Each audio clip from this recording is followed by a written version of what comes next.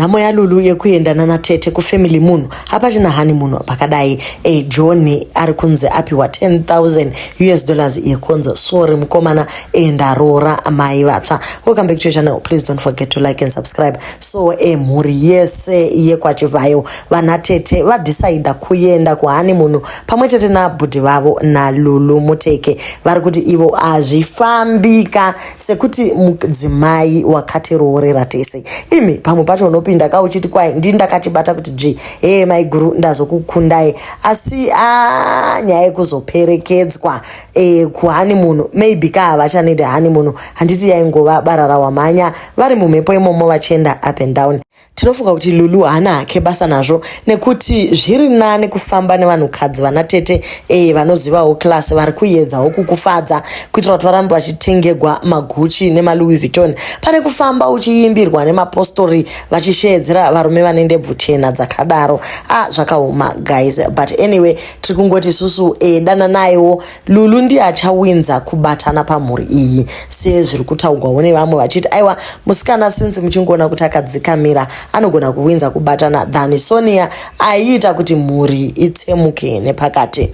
Vamwe vari kutiwo isusu hatina chekufarira nekuti tinoziva kuti private jet dzikana dzichisimuka dzichiita up and down imari dzenyika dzinofanira kuva dzichipedzisa Gwanda project iya, asi ndiani kwanofamba nemhuri yese. Ora itongoti vari kudzosegwa kunzvimbo dzavo dzavanoshandira but yekuzofamba mese mese ameno ifamily munhu guys. Remember Lulu akabva apinda achishandisa engu yanatete saka anofanira kuramba achingodiridzira kuti love yake nemurume irambe yakamira. As soon as muchato wapera vasati vasimuka kuenda kufamily munhu yavo vanatete vakaita rwendo rokuti vanoona John naMinana ndokubva vatora mapicture avo. Tete vakasvitsa 10,000 kuna John vakati imimi sababa vachivhayo tiri kuti tingokusumai kuti dedi varoora mudzimai wechipiri. Varoora vamwe mama actually hasi wechipiri vamwe mama. So John aifanira kuti asumiwe and achinzi this is also serving as an apology to you kuti aiwa vachivhayo tiregerereiwo nezvataita. Dedi havasi kuzorega kuramba vachikuchengetai, vacharamba vachiita basa ravo sakare kose. So vamwe vari kuti haisi here mari yekuti vasvitse kuna Sonia kweye John angaidya here $10,000 guys, angaidi kwari mwanana. Sonia akutokontinya zvake achitenga maLouis Vuitton ake achikontinya neupenyu zvataitaura zviya kuti hazvidi kupinda nehati zvinhu zvemadhivorce evamwe izvi.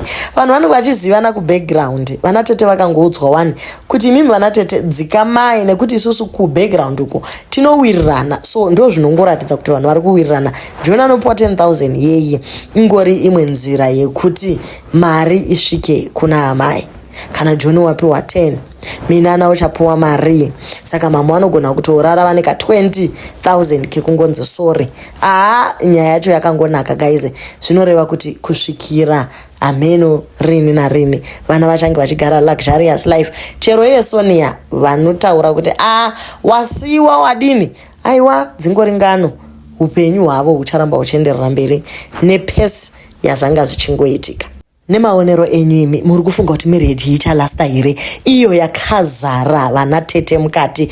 Munofunga kuti iye musikana since akashandisa nzira iyi acharamba here achingodiridzira love yacho kuna natete kuti zvirambe zvakadaro? Kwemhiko kana watopinda uchishandisa engu iyoyo unofanira kutomeka sure kuti mhiko dzacho unodzitevera.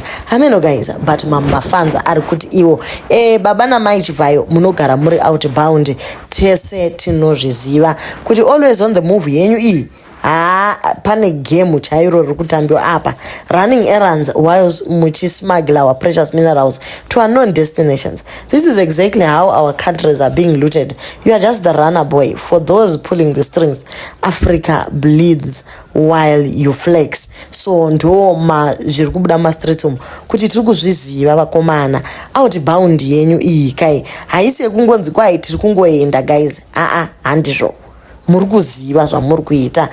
Tinogona kuti safe travels nezvimwe zvakadaro, asi chijeti chenyu ichi kaiti muchibva maisa futi zvinhu maflag echechi kuti zviite kunge imi munomanyisana nezvechechi zvakanyanya. Guys ka zvakaoma hazvo. pane auyawo namavhesi akati vedweka, when I take a look at this picture I see we are all the same, but Mwari vanongoramba vari Mwari. He is the greatest more than your wealth.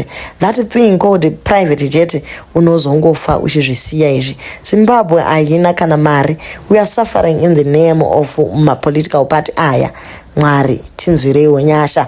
Mumakomenti imomo mune vamwe vari kungoti safe travel mama nadedhi vachivaita kunanzva so unotongoona utoti izvara vanhu vari kungotsvaka mota pamwe pacho guys aivaregai mota dzidarike zvimwe zvacho zvinoda kuti munhu amboitawo zvidignity so hazvidi kuti vanhu chero varume voramba vongoti aiwa wow toita samaambulensi wasiko kuZimbabwe.